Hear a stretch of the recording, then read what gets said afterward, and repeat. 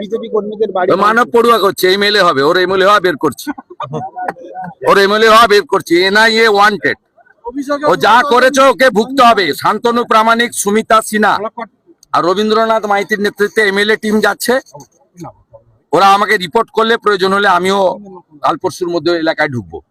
ওখানে 3টের সময় মিছিল হবে এবং আমরা এদেরকে নিয়ে গিয়ে হাইকোর্টে যাব। এখানে আব্বাস বেগকে মেরেছে, আব্বাসকে নিয়ে যাব, ওদেরকে নিয়েও যাবো। নন্দীগ্রামটা তো পশ্চিমবঙ্গের মধ্যে, আর ওরা পশ্চিমবঙ্গের ক্ষমতা। নজর তো অনেক আগে থেকেই ছিল, ওই জন্য মমতা ব্যানার্জি নন্দীগ্রামে টেস্ট করতে এসেছিল।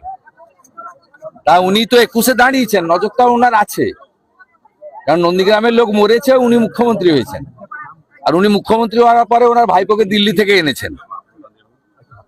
11 সালের আগে যারা এখানে কিছু করেনি তাদেরকে নন্দীগ্রামের লোক গ্রহণ করবে না। মমতা ব্যানার্জি নিজে এসেছিলেন শুভেন্দুকে নন্দীগ্রাম থেকে বিচ্ছিন্ন করার জন্য। আর নন্দীগ্রামের হিন্দুরা শুভেন্দুকে জিতিয়ে শুভেন্দুকে আরো তাদের কাছে রাখার ব্যবস্থা করে দিয়েছেন।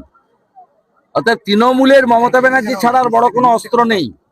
আমি চাইবো 26-এর ভোটে মমতা ব্যানার্জি নন্দীগ্রামে আবার লড়ুন। তৃণমূলের সবচেয়ে বড়, এবং ওরা বলে, আমি বলি না, আমি বলি এটা চোরেদের অস্ত্র। তৃণমূলের সবচেয়ে বড় অস্ত্র, যার দাঁত কেলানো ছবি দিয়ে সব জায়গায় প্রচার করা হয়, আর যার অনুপ্রেরণায় আলিপুর চিড়িয়াখানাতে সিংহ শাবকও জন্মগ্রহণ করে।